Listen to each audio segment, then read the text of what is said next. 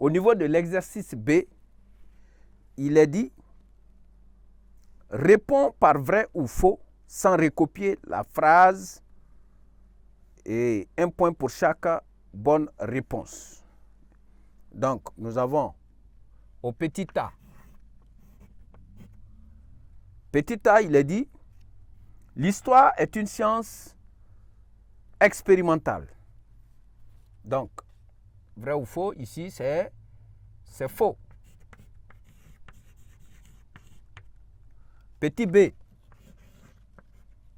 il est dit « L'histoire est une science formelle. » Ici, c'est vrai.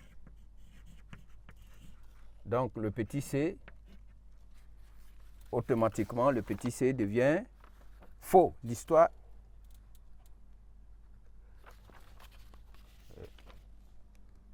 Excusez-moi, c'est une faute.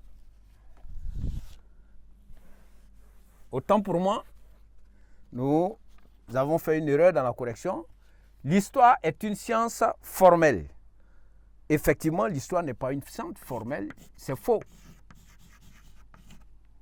La science formelle, c'est logique et mathématique. Petit B, l'histoire est une science. Petit C maintenant, l'histoire est une science humaine. Vrai. Donc, ici, il faut retenir que l'histoire est une science humaine et non une science formelle. C'était une erreur. Et nous passons directement à l'exercice C. Exercice C.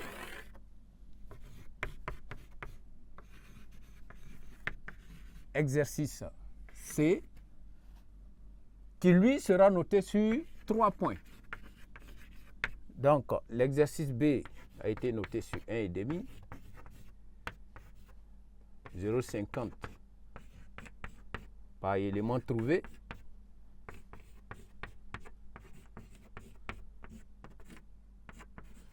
Donc ici, nous avons à l'exercice C, écrit sur ta copie le numéro de la citation et la lettre correspondant à l'auteur de la citation. Et ici, nous avons en petit 1, le bon historien n'est d'aucun temps ni d'aucun pays. Donc, nous écrivons le petit 1 et nous regardons maintenant au niveau des 3 propositions données, A, B, C. Nous avons Pierre Le Seine, Karl Marx et Fénelon. Nous choisissons qui? Nous voyons que le bon historien n'est d'aucun temps ni d'aucun pays a été dit par Fénelon. Donc, nous allons mettre le petit C. C'est une citation de Fénelon. Petit 2, il est dit que l'homme n'a pas une histoire, mais il est une histoire. Ici, nous répartons, il nous reste 2 propositions. Nous avons Pierre Le Seine et nous avons Karl Marx. Ici, l'auteur, c'est bel et bien Pierre Le Seine. Donc, nous allons prendre le petit A. Et le 3, attention, ce n'est pas automatique. Il faut toujours l'examiner. Il peut arriver que, traitons d'abord, petit 3, l'histoire de toute société est l'histoire de la lutte des classes. Cette affirmation vient de Karl Marx. Donc, petit B. Mais nota bene, si nous avons pu trouver les deux et qu'ici, il reste une proposition, il faut tout de même l'examiner parce que cette proposition peut ne pas être vraie.